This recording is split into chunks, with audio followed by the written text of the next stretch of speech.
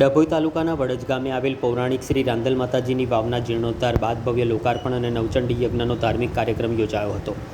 આ પ્રસંગે સમગ્ર ગામમાં ભક્તિ અને આનંદનો માહોલ છવાઈ ગયો હતો। શુક્રવારે નવચંડી યજ્ઞ સાથે વિવિધ ધાર્મિક અનુષ્ઠાનો અને આરતીનું આયોજન કરવામાં આવ્યું હતું। સાંજે મહાપ્રસાદી તેમજ ભવ્ય ભજન સંધ્યાનું આયોજન કરાયું હતું, જેમાં રાજકીય આગેવાનો, મહાનુભાવો અને હજારોની સંખ્યામાં ગ્રામજનો ઉપસ્થિત રહ્યા હતા। લોકાર્પણ અંતર્ગત શિખર પૂજન, ધ્વજારોહણ અને સરદાર ખડકી દરવાજાનું ઉદ્ઘાટન કરાયું હતું। બપોરે પ્રીતિ ભોજનનું આયોજન કરાયું, જેમાં મોટી સંખ્યામાં ભક્તોએ હાજરી આપી। ભક્તિભાવપૂર્વક સફળતાપૂર્વક આ કાર્યક્રમ પૂર્ણ થયો હતો।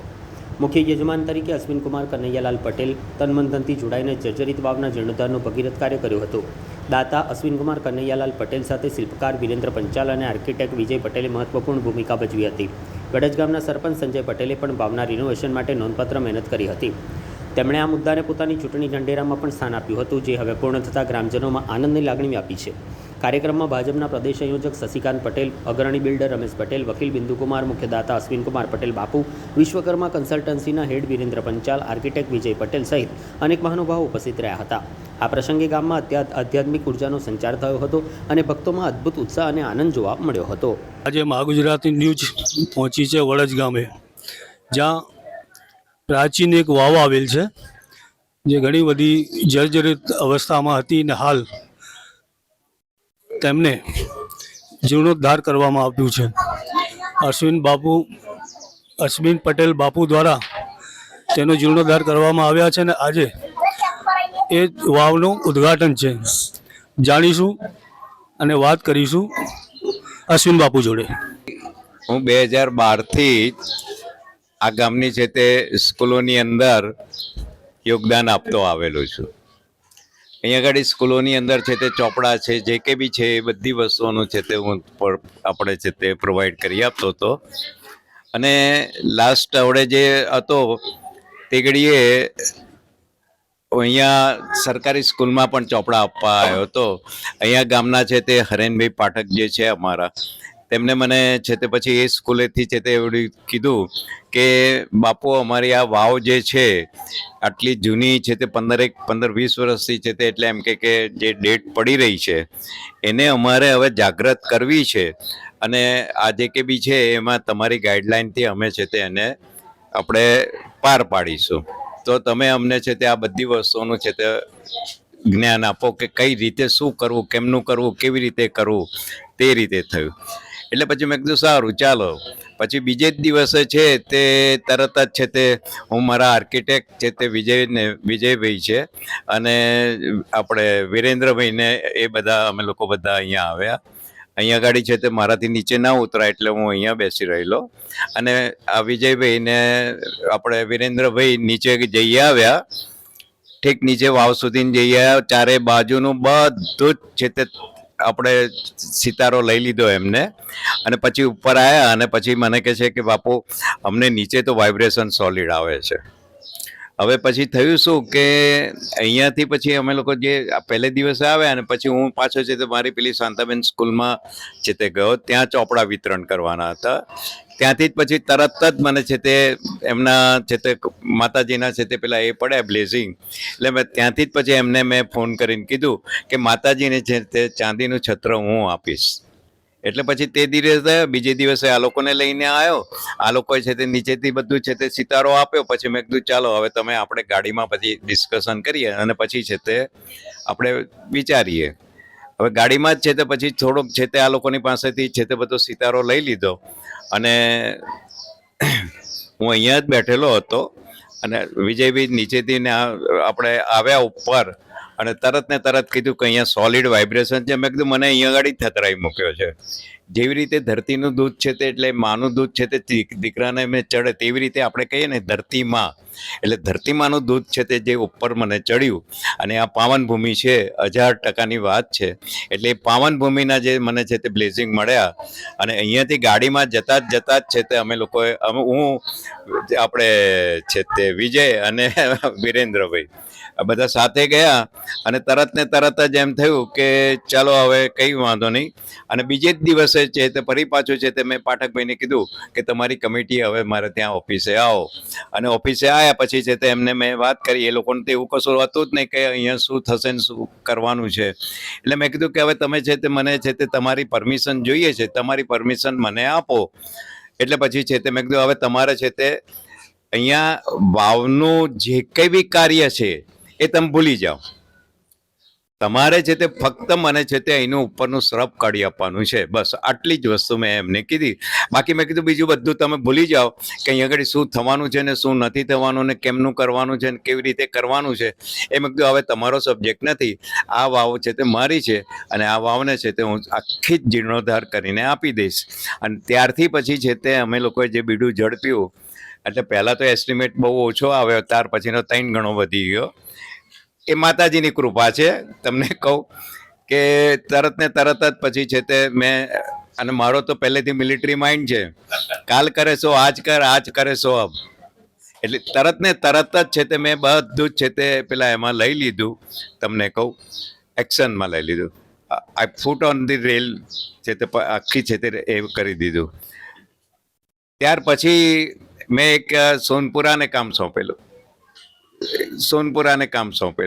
લોકાર્પણ કાર્યક્રમમાં આજે આમંત્રિત મહેમાનો પણ ઉપસ્થિત છે. હવે વાત કરીશું શશિકાંતભાઈને.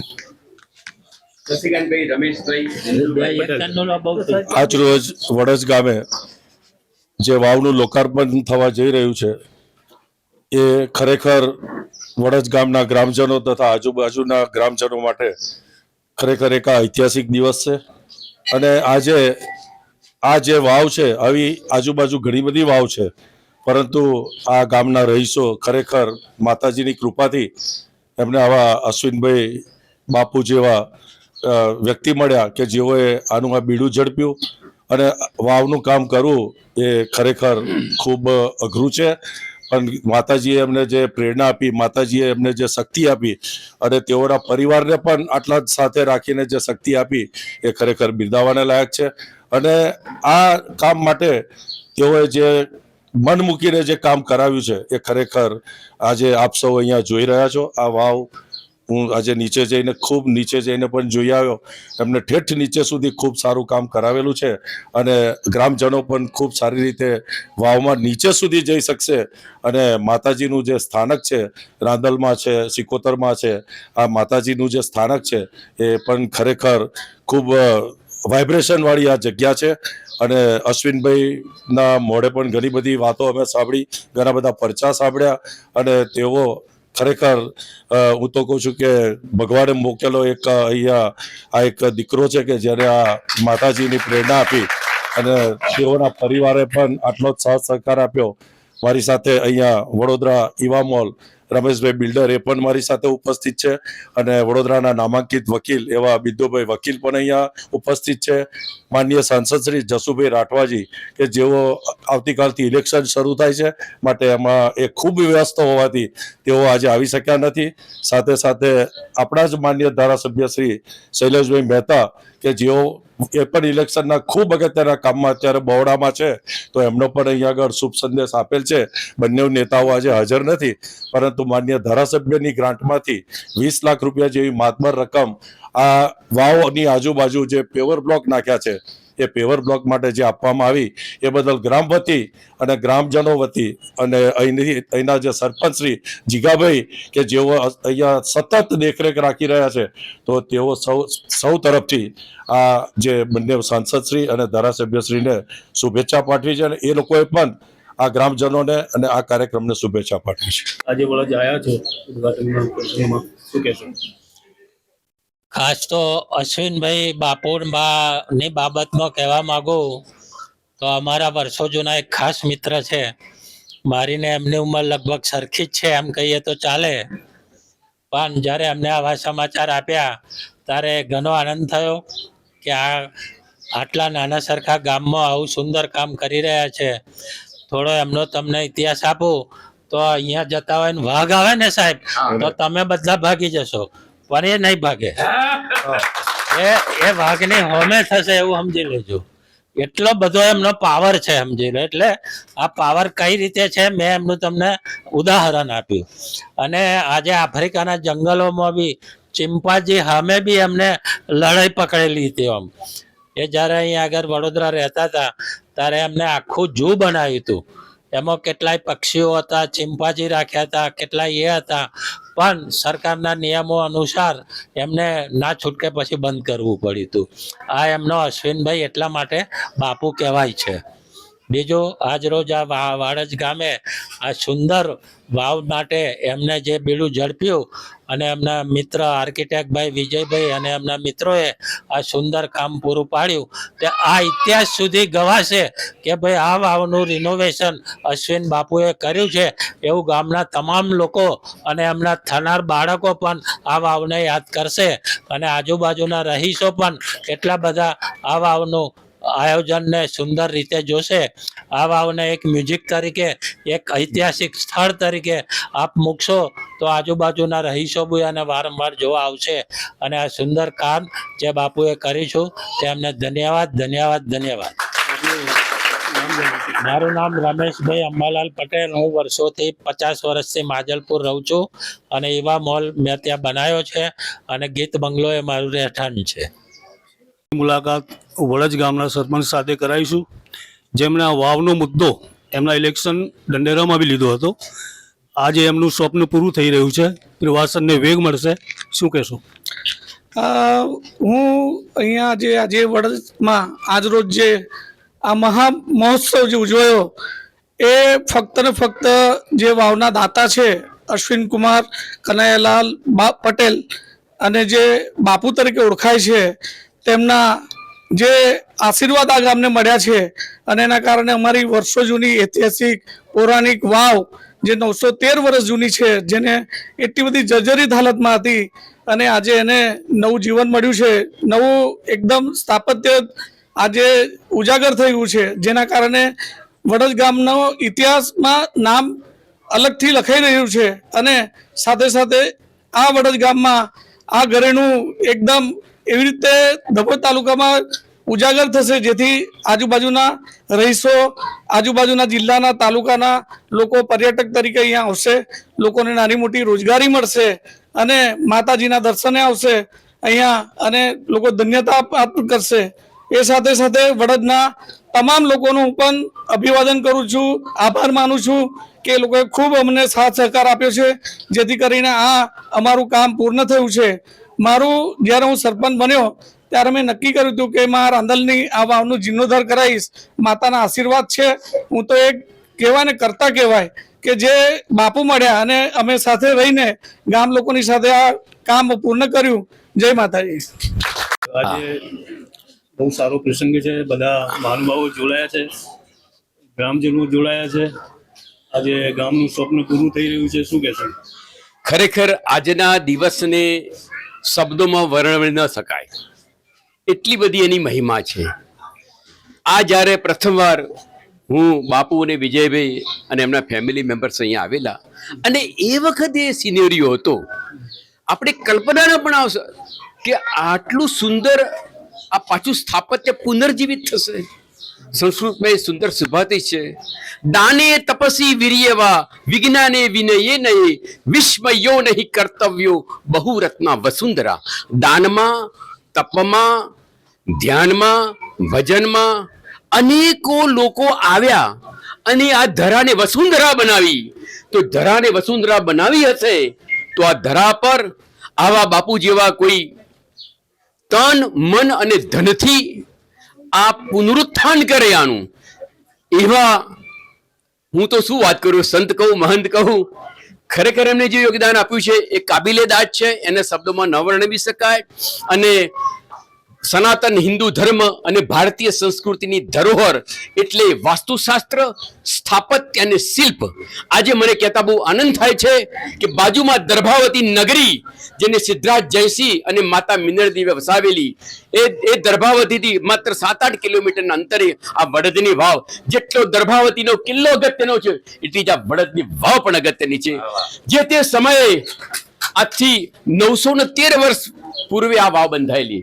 એ વખતે પાણીના સ્ત્રોત બહુ નહોતા એ વખતે સાહેબ આજના પર્યાવરણવિદવાદો વોટર હાર્વેસ્ટિંગની જે વાતો કરે છે એના માટે મોટી મોટી પીએચડી લોકો કરે છે.